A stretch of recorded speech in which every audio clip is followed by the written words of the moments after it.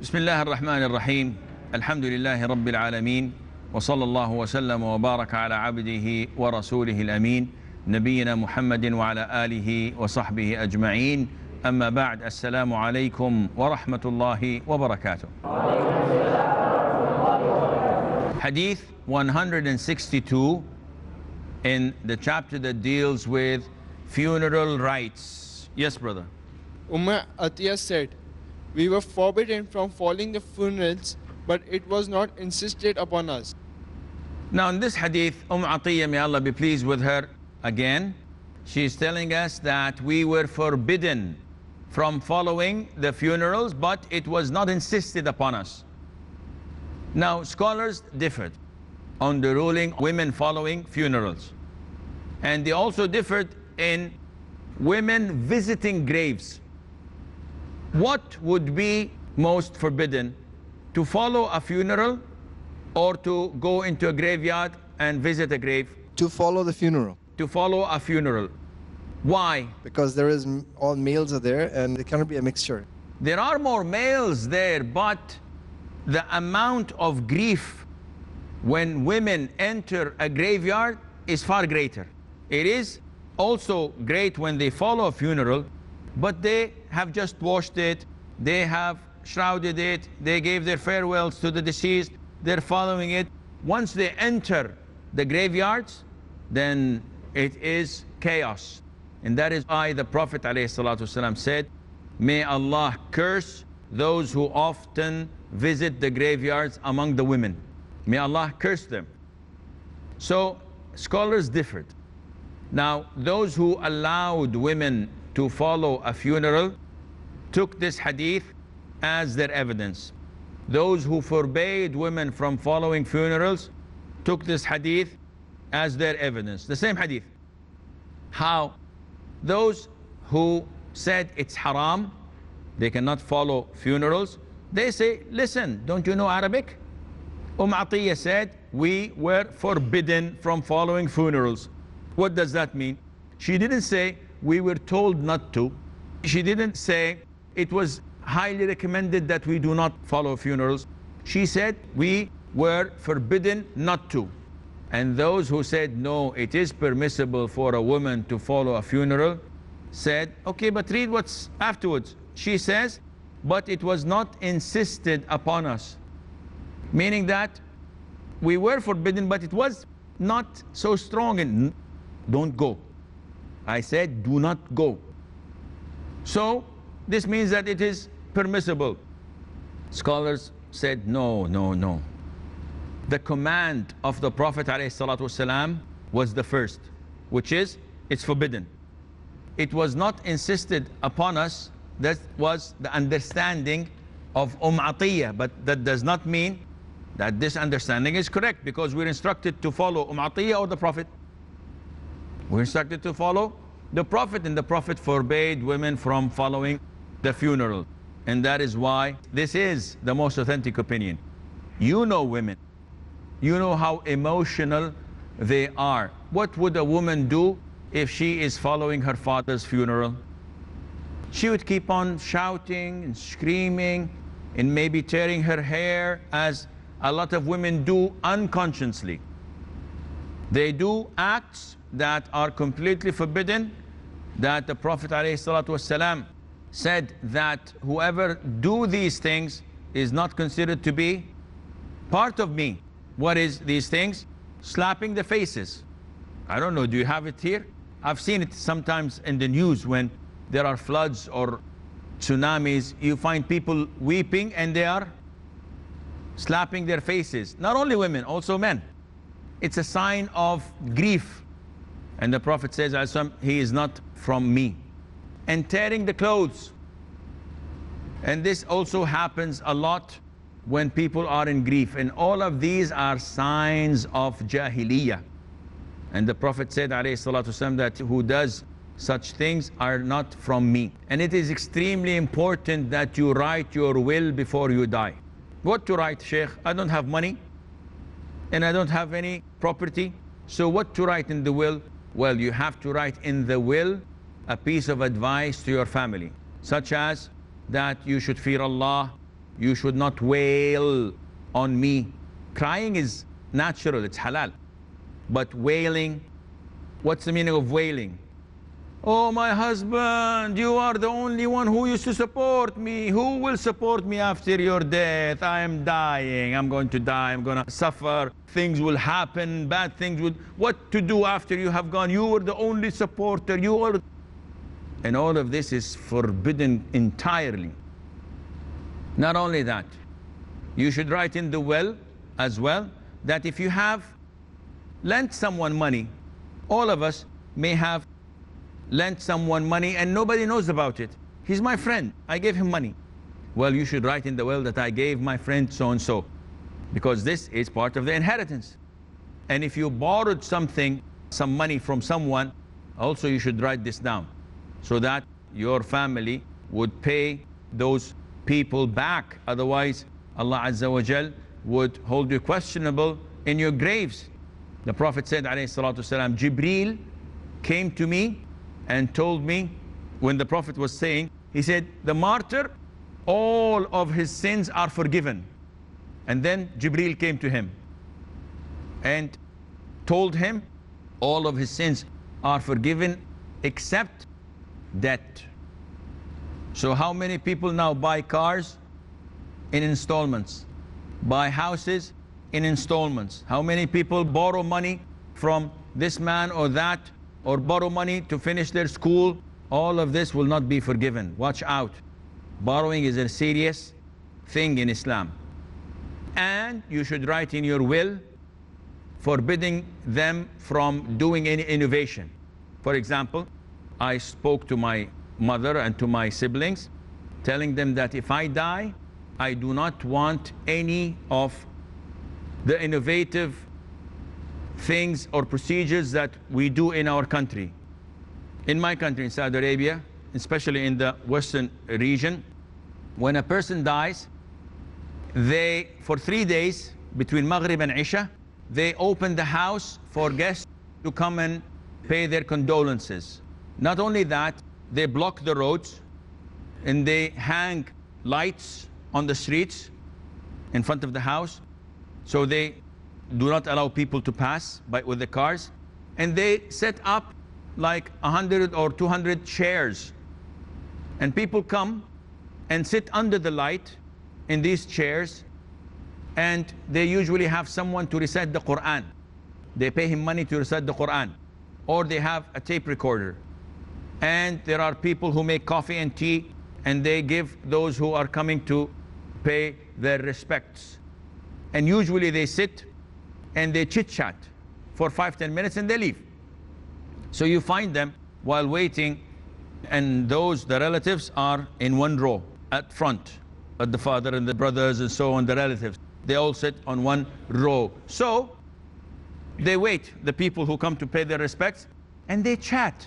Now they are in a place of grief and sorrow. So, did you see what Ittihad Club did yesterday?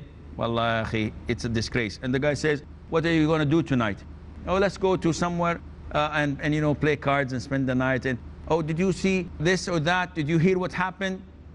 And the Quran is being recited, and afterwards they stand up and they go, the Quran stops, they go and say, may Allah Azza wa Jal reward you in your loss and your grief, and they leave. This is one of the biggest bid'ahs around. The companion of the Prophet ﷺ, Jarir ibn Abdullah, said that the companions used to consider gathering for condolences and preparing the food as niyaha, as wailing. They used to consider this a form of wailing, and this is an authentic hadith. What the people do these 3 days, after Isha prayer, everybody goes. They say, don't go, don't go. Why? Well, they bring 2 or 3 sheep with rice, and people eat from it every night. And this is exactly what the companion warned from. This is wailing, yet people do it. So I wrote in my will, or I told my siblings and my mother, if I were to die, nothing of this would happen. The people, my family, would stay in their house. If someone wants to come, they come into the house. No coffee, no tea for hospitality, and not between Maghrib and Isha, any time of the day or the night. They pay their condolences and leave. No dinners, nothing. The Prophet said, alayhi salatu wasalam, to his companions, make food for Al-Ja'far. When Ja'far was martyred in Mu'tah, his cousin, he instructed his companions to make food for them, not for the guests. Why? He justified this by saying, لَقَدْ جَاءَهُمْ مَا يَشْغَلُهُمْ, because now they're preoccupied with this calamity. So they will not have time to cook food for themselves. You prepare food and give it to them. And never ever the relatives and the friends and people fly over from different cities to pay their respects and give their condolences. Never ever it was reported that they gathered and do what these people do. Therefore, following the funeral for a woman is not permissible, because we follow the instruction of the Prophet ﷺ. This is clear, inshallah. And visiting the grave is not permissible as well for women, although it's an issue of dispute. Sheikh Nasir ad-Din al-Albani says it's permissible for women to visit the graves. Sheikh bin Baz and bin Uthaymeen say it is completely prohibited, and this is what the majority of our scholars say, because the disadvantages far exceed the advantages. What women do, not because their deficiency, but because of their emotional character. And we have to care for women's emotions, and that is why they should not go and visit graveyards. We have a short break. Stay tuned, and inshallah we'll be right back.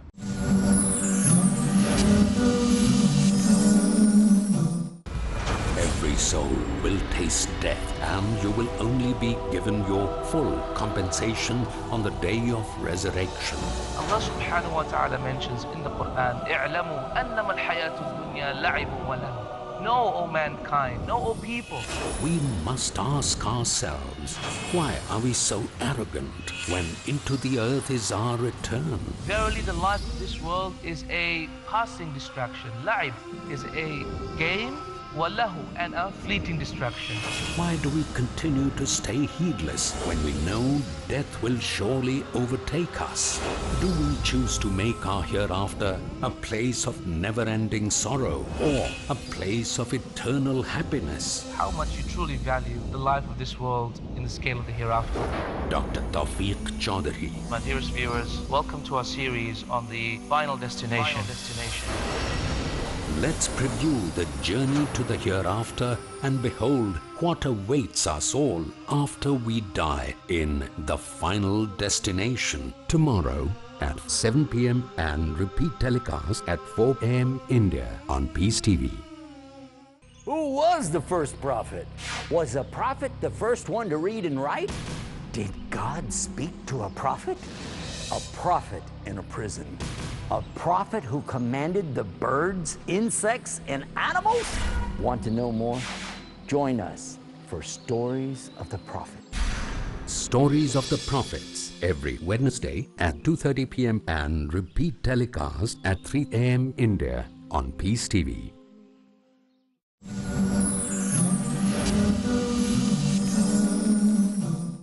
Assalamu alaikum and welcome back. The last hadith with us today, well, actually it is not the last hadith, but it's in regard of the funeral rites. And afterwards we begin, inshallah, with the funeral prayer. So this last hadith is hadith number 162, and the brother up there will read it for us, inshallah. Abu Hurairah radiallahu anhu reported Allah's Messenger sallallahu alayhi wasallam as saying, make haste at a funeral. If the dead person was good, it is a good state to which you are sending him on. But if he was otherwise, it is an evil of which you are ridding yourselves. In this hadith, the Prophet ﷺ is telling us how to carry the funeral.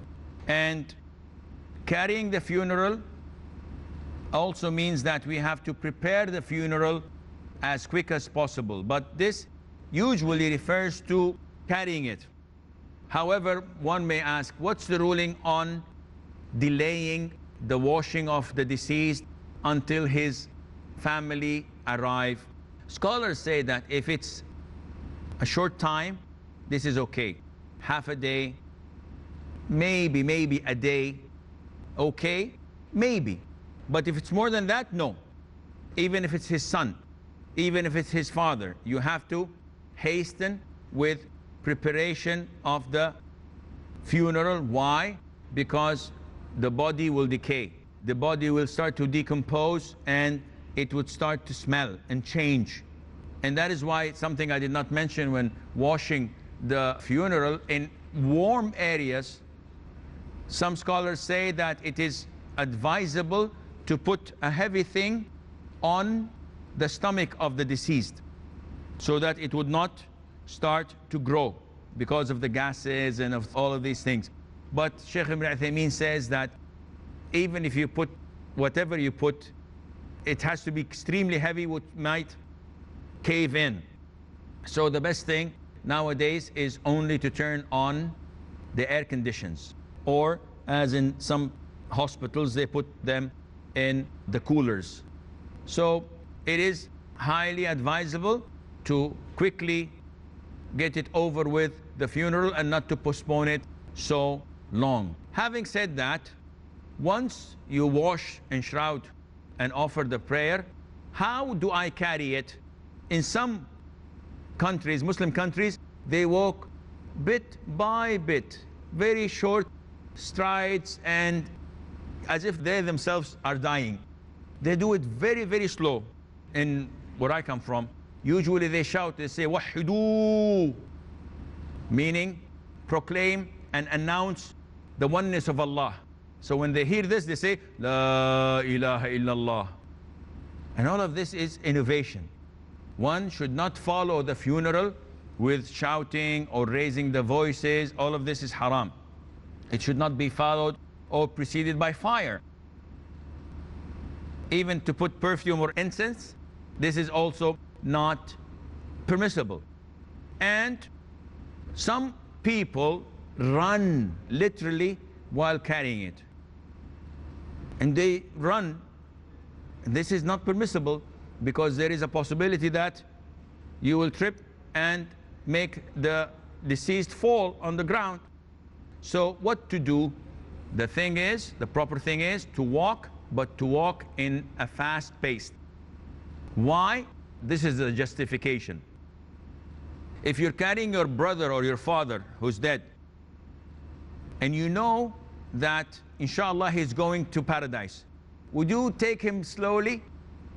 If he was awake, what would he say? Move! Come on, what are you postponing me for? What are you delaying me for? So, as long as he's a righteous person, you try your best to make it quick so that you would give him this gift he is awaiting. And if he's an evil person, and if he's a person with bad deeds, then you would like to relieve yourself from carrying this thing on your shoulder and throw him in his hole so that he would go to the punishment he deserves. So both ways, you would like to make it as quick as possible. Can we follow the funerals riding cars? Yes, you can. But the scholars say that the cars have to be in front, not in the back. Why? Some schools of thought say that those who ride should be at the back. Shaykh Ibn Uthaymeen says that this is not the right thing to do, because if you're carrying the funeral and there are cars behind you, you're afraid all the time that they're gonna run me over. So you'll not be walking nicely. The best thing for them is to walk in front of you. This would mean that they would open the road for you and you would be able to walk in comfort. Is it for those who walk behind the funeral? They should walk behind it, or beside it, or in front of it. All is permissible. So if you walk behind it, or in front of it, or on the sides, this is permissible. And so many times we walk in front of it so that we would take a good position at the grave before they bury the deceased. What else? One would ask, should we say, as the people say, what do you believe or what do you think of the man who's dead? And people say, well, we believe that he's a righteous person, he's a practicing Muslim. Is this part of the Sunnah? No, it is not. Raising the voice and doing this is not considered to be part of the Sunnah. And once he's buried, and we put, well, we did not discuss the type of graves. There is the lahd and there is the shaq. There are two types of graves in Islam. Lahd, which is an L type, so you actually dig the grave and then you make an opening and then the grave goes on.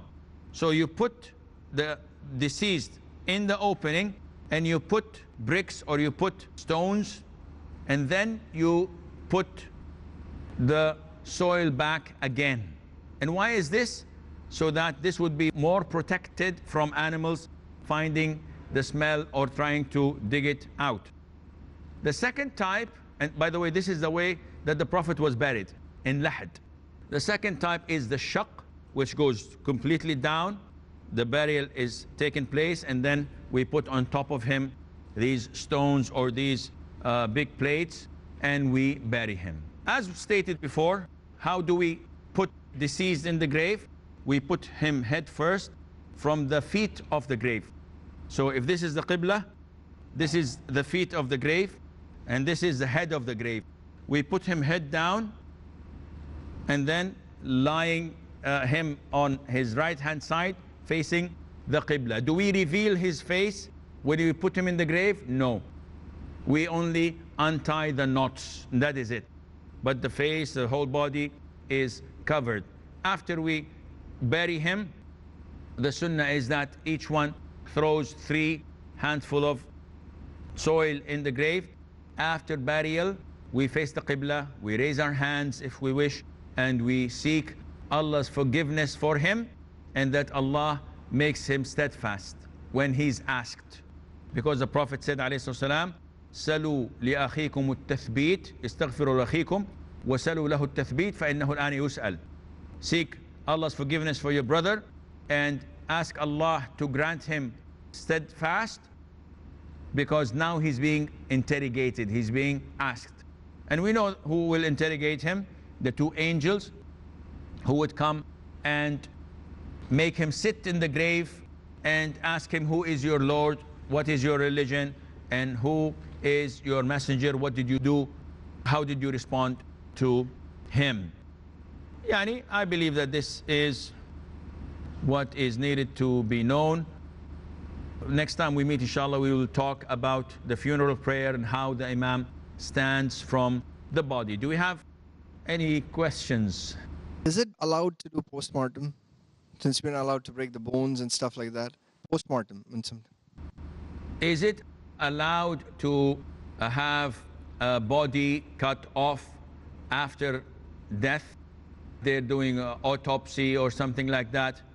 If there is a true and real need for that, yes. For example, if there is a doubt that he might have been poisoned or killed and we need to investigate, yes. But in normal cases, no. If a person dies naturally, one would say, yes, he died naturally, but I want to know, was it because of a heart attack or high cholesterol levels or high blood pressure? No, this is not permissible. To know the cause of death, not due to a legitimate reason, just for the sake of it, this is completely prohibited, not even to cut a short or a small wound in him. However, some countries, so they tell me, it is mandatory to do this for everyone, whether he dies peacefully or in an accident or in a crime. They do this for everyone. Unfortunately, if you cannot stop them, and this is by law, then may Allah forgive us. But if no, you have the choice, you must stop all proceedings and say, nope, no one touches my deceased or the dead person that is related to me. I'm afraid that this is all the time we have. Until we meet next time, fi amanillah, wassalamu alaikum wa rahmatullahi wa barakatuh.